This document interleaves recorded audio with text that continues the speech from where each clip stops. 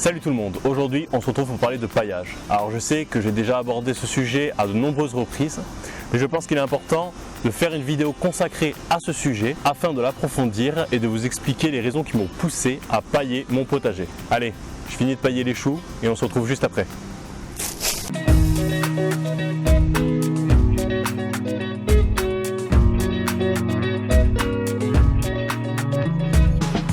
Alors déjà, on va commencer par se poser la question pourquoi pailler son potager. Il y a plusieurs raisons à cela, mais la raison principale, c'est de ne pas laisser le sol à nu.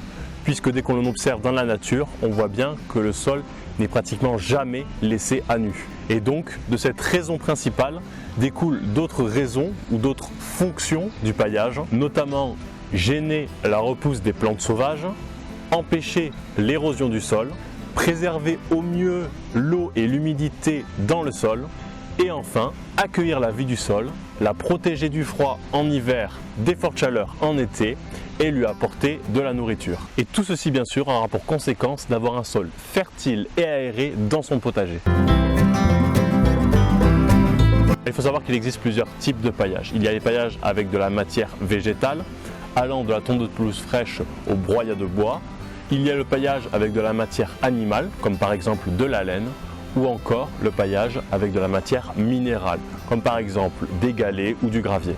Et j'allais oublier, il y a également le paillage en matière synthétique, comme les bâches plastiques par exemple. Alors en ce qui nous concerne, on va se focaliser sur le paillage avec de la matière végétale. Et je vais notamment vous parler de 5 types de paillage différents, car c'est ceux que j'ai le plus expérimenté et donc ceux sur lesquels j'ai un meilleur recul. Il s'agit du foin, de la paille, de la coupe d'herbes sauvages ou de la tonte de pelouse. Alors je les ai mis ensemble parce qu'ils sont assez similaires, même s'ils se différencient en quelques points.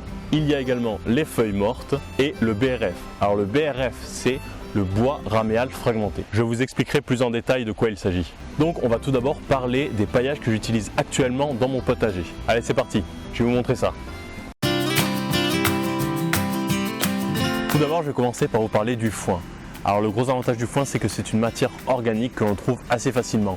Puisqu'il suffit d'appeler les agriculteurs, les éleveurs ou bien les centres équestres du coin pour très rapidement avoir des contacts de personnes qui pourront nous fournir le foin dont on a besoin dans le potager. Par ailleurs, il a l'avantage, contrairement à la paille, que même s'il n'est pas bio, il comporte très peu, voire pas du tout de produits chimiques, puisqu'il résulte de la coupe d'herbes sauvages qui poussent spontanément. Ensuite, si on le compare à la paille, il aura tendance à se dégrader beaucoup plus rapidement. Donc il faudra soit en mettre une très grosse épaisseur, soit en apporter plusieurs fois au cours de l'année. L'un des gros avantages du foin, c'est qu'il est composé d'une grande diversité de plantes sauvages et donc de nutriments pour le plus grand plaisir de la faune du sol qui s'en nourrit. Malgré tout, le foin a le gros inconvénient d'abriter énormément de graines des plantes sauvages qui auront donc tendance à germer. Allez, on passe au paillage suivant. Donc comme je vous le disais dans la vidéo Préparer son potager pour l'hiver, que vous pouvez d'ailleurs aller voir en cliquant sur le lien qui se trouve quelque part par ici, les feuilles mortes sont une ressource formidable puisqu'on les trouve partout en abondance et qu'elles sont entièrement gratuites. Il est donc très facile de s'en procurer. D'autre part, il y a une chose que j'ai pu observer, c'est que c'est sur les planches de culture où il y avait les feuilles mortes que les herbes sauvages avaient le plus de mal à pousser, ce qui est un gros avantage pour s'éviter au maximum le désherbage. Alors pour moi, le plus gros inconvénient de ce paillage, c'est qu'il est très léger et donc avec quelques vents un peu violents, on se retrouve très vite avec des feuilles éparpillées à droite à gauche dans le potager. Pour éviter cela, il vous suffit de mettre de la matière organique un peu plus lourde par-dessus, comme j'ai pu le faire sur ces 2 planches de culture.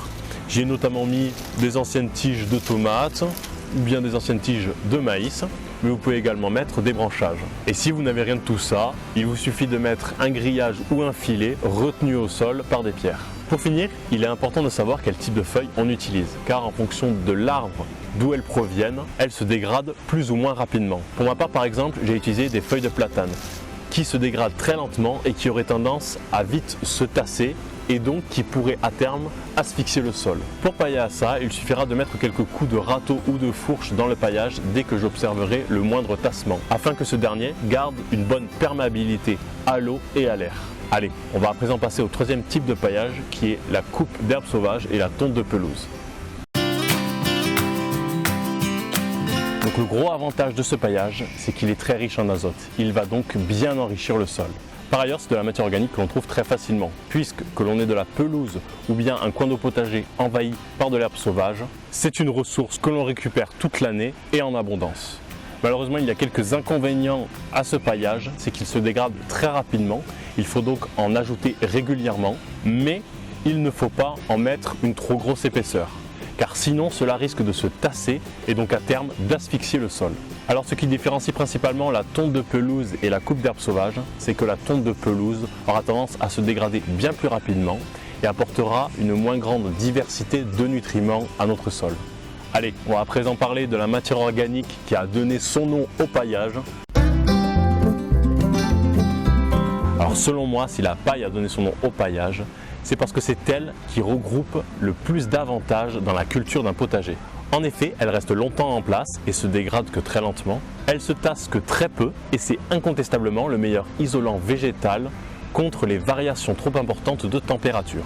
Toutefois, c'est une matière organique qu'il est plus difficile de trouver, notamment en bio. Alors si je précise bio, c'est parce que pour moi il est important d'éviter de transférer tous les produits chimiques qui ont été utilisés pour la culture de céréales d'où provient la paille. Un autre inconvénient, c'est que la paille, comme le foin, peut contenir une grande quantité de graines qui germeront alors facilement. Enfin, un dernier inconvénient, mais qu'il est facile de rectifier, la paille peut provoquer une faim d'azote. Alors pour ceux qui ne savent pas ce que c'est, il s'agit d'un épuisement momentané de l'azote présent dans le sol et dont les champignons et bactéries ont besoin pour dégrader la matière organique riche en carbone, ce qui est notamment le cas de la paille. Et donc pour pallier à ça, il suffira d'ajouter de la matière organique très riche en azote, comme du fumier ou du compost, au préalable. Allez, à présent, on va passer au cinquième et dernier type de paillage dont je voulais vous parler, il s'agit du BRF. Comme je vous l'ai dit précédemment, le BRF c'est du bois raméal fragmenté. Qu'est-ce que ça veut dire? C'est tout simplement du broyat de rameaux, c'est-à-dire de branches qui ont poussé dans l'année. Alors l'avantage principal du BRF, c'est qu'il a la capacité de revitaliser un sol mort en favorisant notamment l'apparition et la multiplication des champignons qui raffolent de cette matière organique. Il a également l'avantage d'avoir une forte capacité de rétention d'eau en comparaison avec les autres paillages. Toutefois, il a le gros inconvénient de provoquer systématiquement une faim d'azote. Il est donc très important au préalable d'enrichir le sol en matière organique riche en azote. Alors je ne vais pas trop m'attarder sur le BRF car c'est un sujet qui mériterait une vidéo entière. Je sais qu'il y a notamment Olivier de la chaîne Le Potager d'Olivier qui traite de ce sujet bien plus en détail et de façon très approfondie.